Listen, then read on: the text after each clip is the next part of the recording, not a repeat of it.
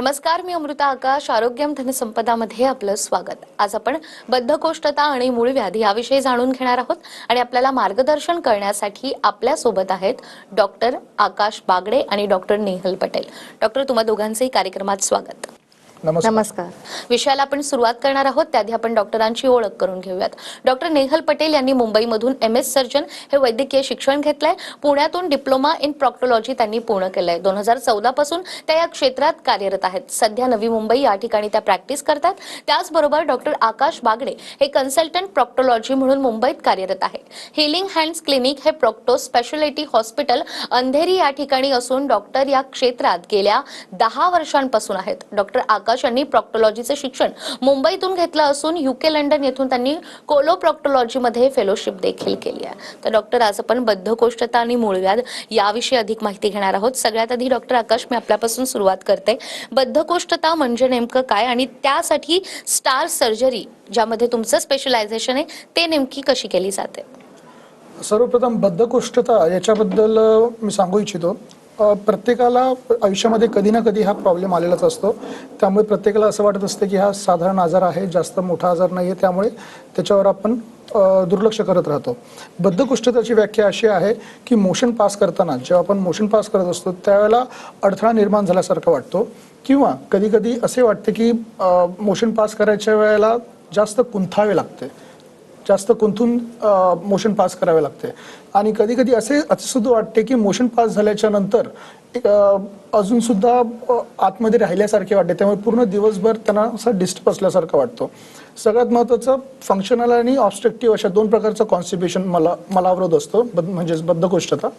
तर त्याच्यामध्ये फंक्शनल वगैरे इतर काही आजार असतील त्याच्यामुळे डायजेस्टिव्ह ट्रॅक्ट डिस्टर्ब झाल्यामुळे कॉन्स्टिपेशन होतं, मलावरोध होतो.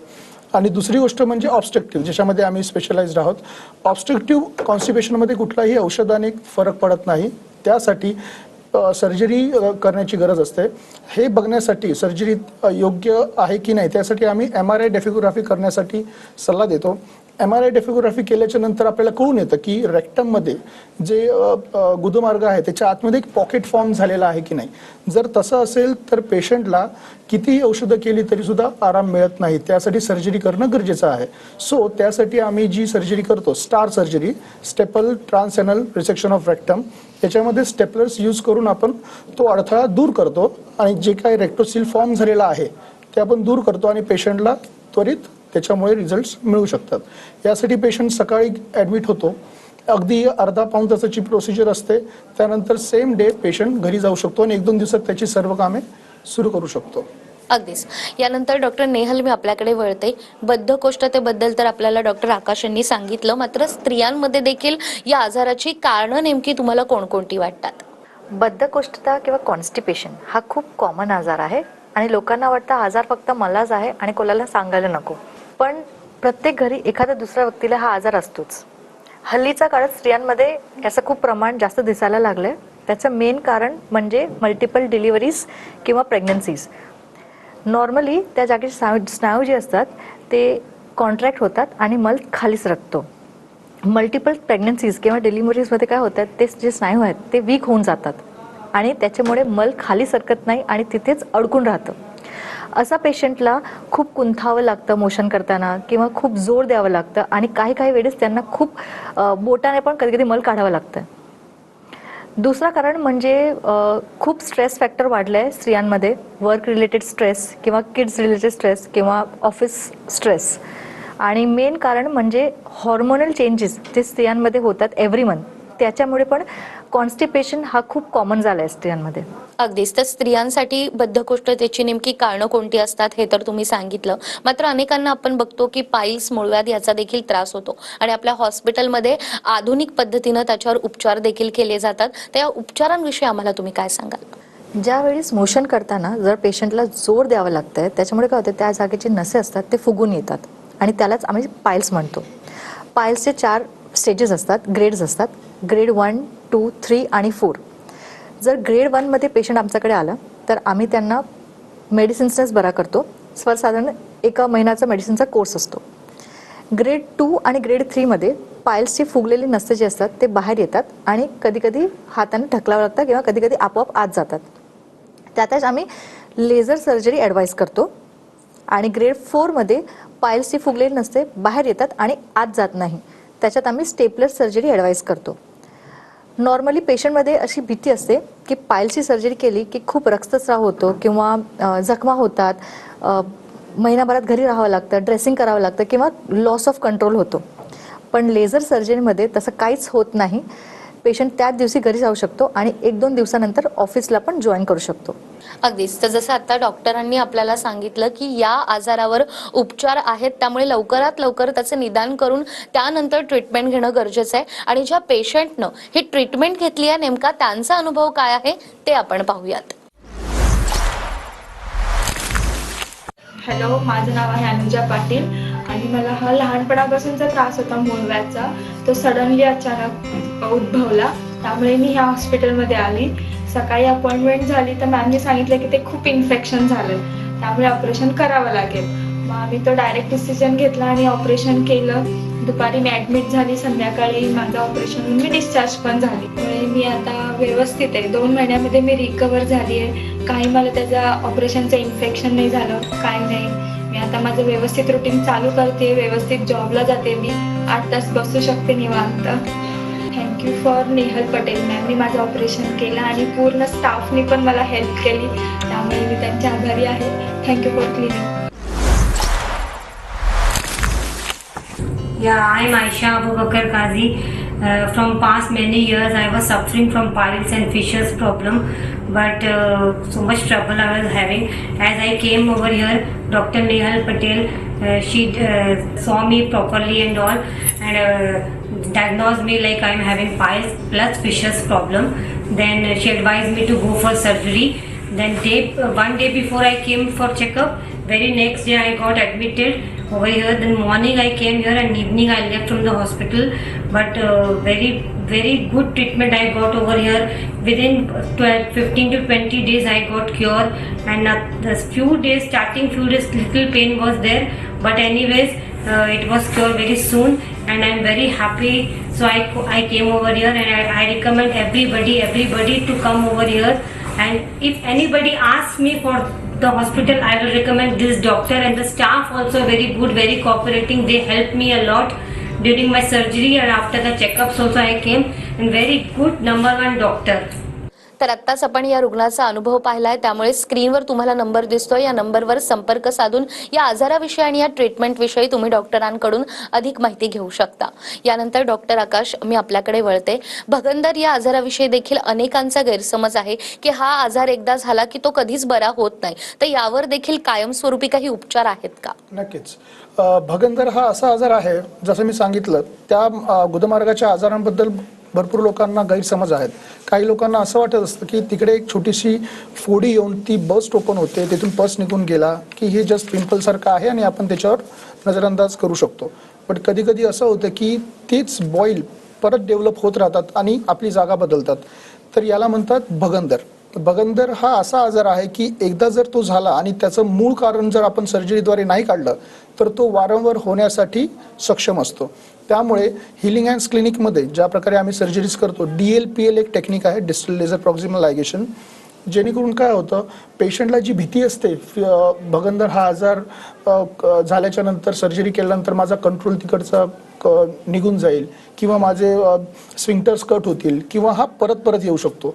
सगळ्यात महत्त्वाचे 2 प्रश्न पेशंट हेच विचारतात. सो DLPL टेक्निकमुळे काय होतं, ह्या दोन्ही पण प्रॉब्लेम्स जे पेशंटच्या डोक्यामध्ये असतात, जे प्रश्न, ते पूर्णपणे आपण त्याच्यावर ट्रीटमेंट करू शकतो, जेणेकरून पण पुन्हा फिस्टुला होऊ नये आणि तिकडचा कंट्रोल नॉर्मल राहावा. अगदीच. आणि यानंतर डॉक्टर नेहल, मला हे देखील जाणून घ्यायचंय की अनेकदा आपण बघतो व्हेरिकोज व्हेन्सचा रुग्णांना त्रास होतो आणि या आजाराविषयी अजूनही अनेकांना माहिती नाहीये. तर हा आजार देखील बरा होऊ शकतो का? काही कॉमन फॅक्टर या आजारामध्ये आपल्याला आढळतात का? व्हेरिकोज व्हेन्स म्हणजे पायाची जी नसे फुगलेली असतात त्याला आम्ही व्हेरिकोज व्हेन्स म्हणतो.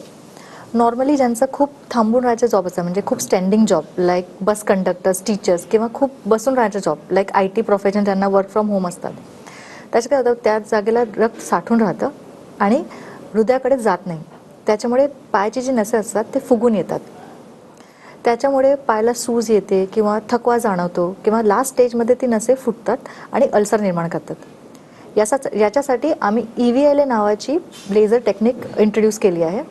त्याच्यात जे लेझर फायबर आहेत त्या नसामध्ये जातात आणि आतून त्याला श्रिंक करून घेतात. नॉर्मली रिकव्हरी फास्टर असतात. दॅट इज स्टिचेस किंवा टाके किंवा जखमा होत नाही आणि patient is good to go to office within 3 to 4 days. तर व्हेरिकॉज व्हेन्स विषयी आपण जाणून घेतला. यानंतर डॉक्टर आकाश आम्हाला हार्निया या आजाराविषयी सांगा. हा आजार नेमका का होतो, त्याची कारणं काय आहेत आणि त्यावर 3D मेश या पद्धतीने देखील उपचार केले जातात, तर याविषयी काय सांगाल? हर्निया हा असा आजार आहे की जे व्यक्ती जास्त वजन असणारी अशी कामं करतात, जास्त उचलण्याची कामं करतात, किंवा काही लोकांना जसं आपण मगाशी म्हटलं बद्धकोष्ठतेमुळे जास्त जोर लावण्याची सवय असते. काही लोक जे जिम वगैरे करणारे असतात त्याच्यामध्ये जे इंट्रा ॲब्डोमिनल प्रेशर वाढतो आणि त्याच्यामुळे जे ॲब्डोमेनमध्ये जे वीक पार्ट्स आहेत तिथून इंटरनल कंटेंट बाहेर येण्यासाठी सुरुवात होते. त्याला आपण हर्निया म्हणतो. त्या हर्नियामध्ये सर्वप्रथम म्हणजे पेशंटला फक्त सूज वगैरे जाणवते आणि जर कॉम्प्लिकेटेड असेल तर ती सूज तिकडे फसल्यामुळे इमर्जन्सी सिच्युएशन येऊ शकते. सो याच्यामध्ये कधी कधी असं होते की सर्जरी केल्याच्या नंतर, लॅप्रोस्कोपी सर्जरी केल्याच्या नंतर पण जे अम्बिलिकल आपण इन्सिजन घेतलेलं असतं तिथून सुद्धा अम्बिलिकल हर्नियाची सुरुवात होऊ शकते. काही ऑपरेशन झाल्याच्या नंतर सुद्धा तिकडची जागा, तिकडचे मसल जर वीक असतील तिथून सुद्धा हर्निया पुन्हा होण्याची सुरुवात होऊ शकते. सो अशा वेळेला आम्ही जी सर्जरी करतो 3D मेश हर्निओप्लास्टी आम्ही करतो. त्याच्यामध्ये सगळ्यात महत्त्वाचं म्हणजे ती 3D मेश अगदी सोपी प्रोसिजर आहे, जेणेकरून पेशंटला पुन्हा पुन्हा रिकरन्स होण्याची शक्यता बिलकुल नसते आणि ऑपरेशनच्या वेळेला सुद्धा तिकडे स्टिचेस किंवा अशा प्रकारे काही नसतं. त्याच्यामुळे पेशंटला जे सर्जरीच्या नंतर टोचणं किंवा डिस्कम्फर्ट फील होणं हे नाही होत आणि सगळ्यात महत्त्वाचं म्हणजे रिकरन्स टाळता येतो. अगदीच. त्यामुळे हार्निया झाला तरी देखील पेशंटनं घाबरून जाण्याची गरज नाहीये, कारण या आजारावर देखील आता अत्याधुनिक पद्धतीनं उपचार होतात. आणि या उपचारांविषयी जर तुम्हाला अधिक माहिती हवी असेल तर स्क्रीनवर तुम्हाला नंबर दिसतोय, या नंबरवर संपर्क साधून तुम्ही डॉक्टरांचं मार्गदर्शन घेऊ शकता. प्रत्यक्षात ज्या रुग्णाने ही ट्रीटमेंट घेतली आहे नेमका त्यांचा अनुभव काय आहे ते आपण पाहूयात. नमस्कार, मेरा नाम तुलसीराम कोरी है और मुझे 2017 से फिस्टूला था, कॉम्प्लेक्स फिस्टूला, और मैंने उसका ऑपरेशन 7 बार ऑपरेशन कराया, 7 टाइम्स 7 बार ऑपरेशन कराया. ऑपरेशन फेल हो जाता था और ऑपरेशन के कुछ हफ्ते बाद यानी कि 1-2 हफ्ते बाद उसमें से पस डिस्चार्ज होने लगता था, मुझे पेन होता था.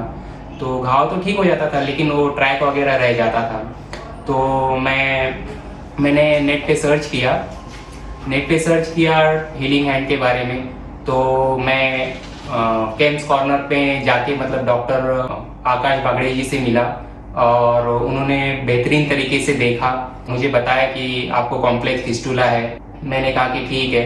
फिर डॉक्टर साहब ने मुझे कहा कि ऑपरेशन करना पड़ेगा. फिर बहुत बेहतरीन तरीके से मेरा ऑपरेशन हुआ यहाँ पर और फॉलोअप वगैरह भी बहुत अच्छा है, स्टाफ वगैरह भी बहुत अच्छा है और मैं आज ठीक हो गया हूँ.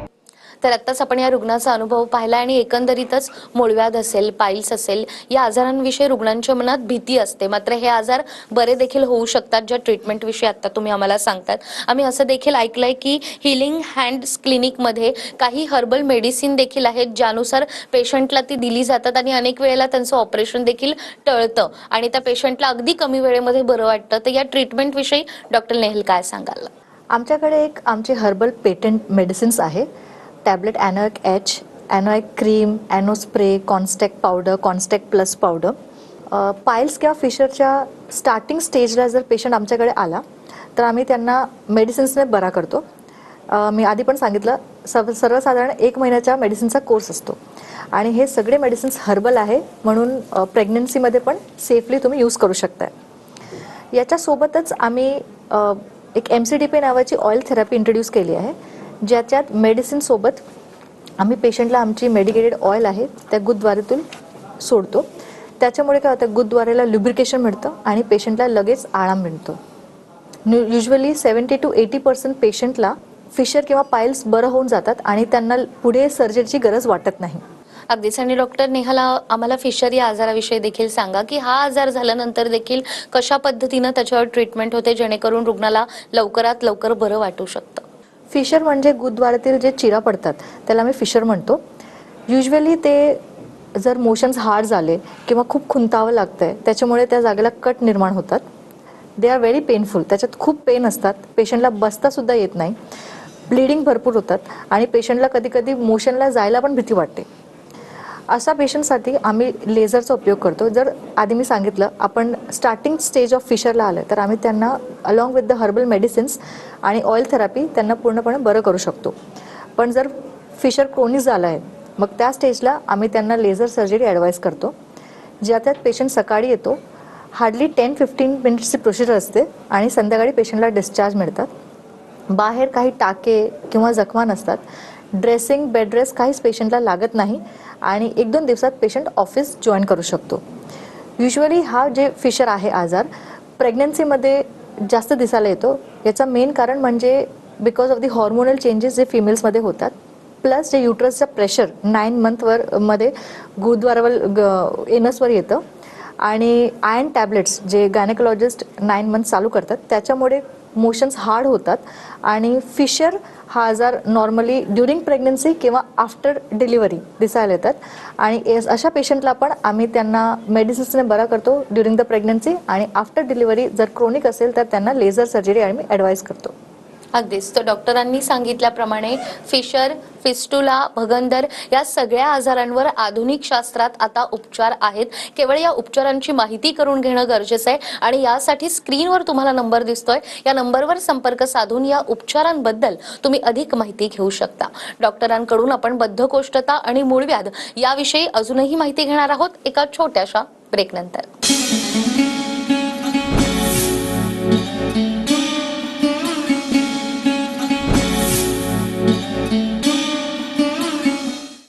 ब्रेकनंतर पुन्हा एकदा आरोग्यम धनसंपदामध्ये आपलं स्वागत.